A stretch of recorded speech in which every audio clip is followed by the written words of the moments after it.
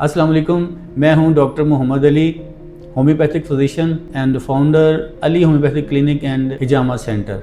आज हम बात करेंगे एक कॉमन और दर्दनाक बीमारी के बारे में, यानी अपेंडिसाइटिस के बारे में, और कैसे होम्योपैथी इसे नेचुरली और सेफली ट्रीट करती है। अगर आप या आपका कोई अपना पेट के राइट साइड के दर्द से परेशान है तो ये वीडियो आपके लिए है। सबसे पहले हम समझते हैं what is appendicitis.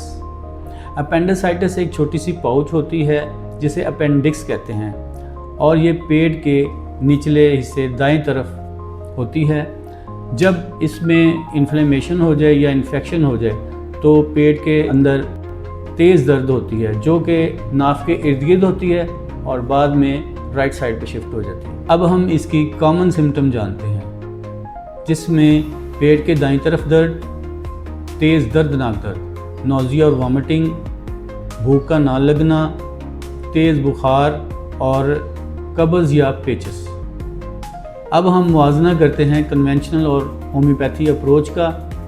Conventional approach में ज़्यादातर अपेंडिसाइटिस के लिए ऑपरेशन रिकमेंड किया जाता है जिसे अपेंडिसेक्टमी कहते हैं, लेकिन अगर केस अर्ली स्टेज हो और पस ना बना हो तो होम्योपैथी बहुत तेज़ असर दिखाती है। होम्योपैथी सिम्टम्स को दबाती नहीं बल्कि बॉडी के नेचुरल इम्यून सिस्टम को एक्टिवेट करती है ताकि दर्द कंट्रोल हो और कोई कॉम्प्लिकेशन ना बने। यहाँ कुछ पावरफुल होम्योपैथिक रेमेडीज़ बताता हूँ जो अपेंडिसाइटिस में हेल्प करती हैं, लेकिन याद रखें हर केस अलग होता है। पहली दवा बेलाडोना है, जिसमें अलामत ये पाई जाती हैं कि अचानक और तेज़ दर्द होता है, बुखार होता है और छूने से दर्द बढ़ता है। दूसरी दवा ब्रायोनिया है, जिसमें दर्द हरकत से बढ़ता है और आराम करने से कम होता है, कब्ज़ है और मुंह सूखता है। तीसरी दवा लेकेसिस है, इसमें दर्द बाईं तरफ से शुरू होकर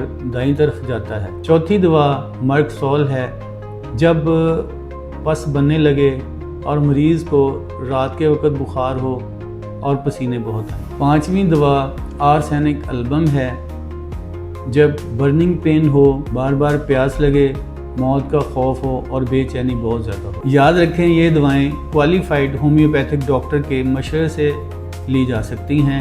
एक्यूट केसेस में सेल्फ मेडिकेशन ख़तरनाक साबित होती है। अब मैं आपके सामने एक अपना क्लिनिकल केस प्रेजेंट करना चाहता हूँ।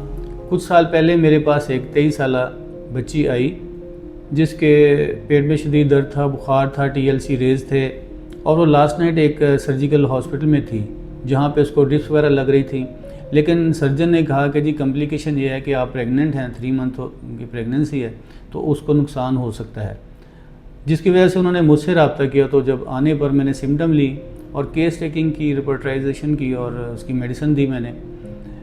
तो उसकी ज़ुबान के नीचे सबलिंगुअल मैंने मेडिसिन रखी 1 डोज। ठीक 15 मिनट के बाद उस बच्ची ने उठ कर कहा जी मैं ठीक हो गई हूँ, मेरा पेन रिलीफ हो गया है। ये तो सारी रात मुझे पेन किलर लगाते रहे और मैं वॉमिटिंग भी करती रही हूँ, कुछ खा पी नहीं सकी हूँ, दर्द भी नहीं ख़त्म हुआ, तो अब ये मेरे ब्रैनुलाज उतार दें। मैंने कहा बेटे अभी थोड़ा वेट करें, ज़रा मुझे सेटिस्फेक्शन हो जाए फिर उतारेंगे। आधे घंटे के बाद मैंने उसको इनटेक के लिए जूस वगैरह दिया तो वो बिल्कुल ठीक था। अल्हम्दुलिल्लाह मैं अल्लाह का शुक्रगुज़ार हूँ कि उस बच्ची की जो प्रेगनेंसी थी वो फुल टर्म हुई, safe and sound baby deliver हुआ, और सिर्फ 1 होम्यो डोज से और कुछ बाद में मैंने जो टेबलेट्स दी थी इन्फेक्शन के लिए, ये मुकम्मल केस क्योर हुआ। बड़े फ़ैन हुए मेरे। यानी होम्योपैथी अगर सही स्टेज पर रिपोर्टराइज के बाद, केस टेकिंग बाद यूज़ की जाए तो ये बात यकीनी है कि बगैर ऑपरेट भी जो है अपेंडिक्स ठीक हो सकता है। तो दोस्तों, होम्योपैथी अर्ली स्टेज अपेंडिसाइटिस में इन्फ्लेमेशन और दर्द को कंट्रोल करती है और कॉम्प्लिकेशन होने से बचाती है, लेकिन अगर पस और परफोरेशन हो तो सर्जरी ज़रूरी है। अगर वीडियो पसंद आए तो लाइक, शेयर और सब्सक्राइब करना ना भूलें। आज के लिए इतना ही। अल्लाह हाफिज़।